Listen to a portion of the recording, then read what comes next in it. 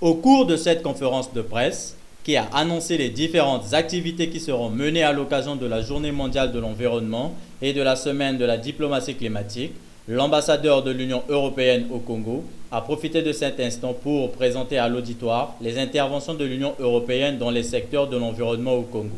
C'est donc un pays qui prend ses responsabilités et c'est bien pour cela que nous travaillons au niveau d'un certain nombre de projets avec le Congo, puisque nous sommes tout à fait sur la même longueur d'onde pour la protection de l'environnement.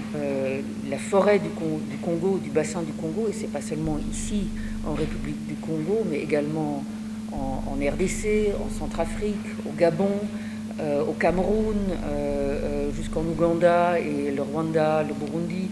Tous ces pays font partie de cette zone du bassin du Congo. Et c'est un véritable poumon pour l'ensemble de l'humanité. Et donc nous avons tous la responsabilité de maintenir ce poumon pour l'ensemble de l'humanité.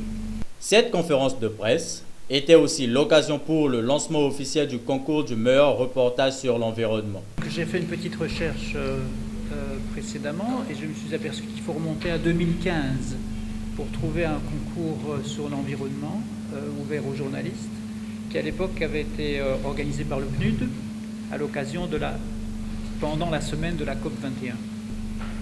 Et donc c'est une façon aussi pour nous de vous soutenir dans votre métier, dans vos perspectives de carrière.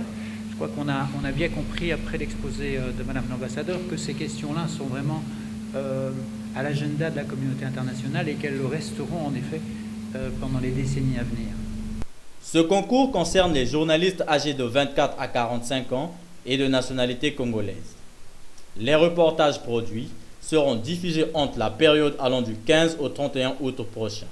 Un stage est prévu pour l'heureux gagnant dans une rédaction en France.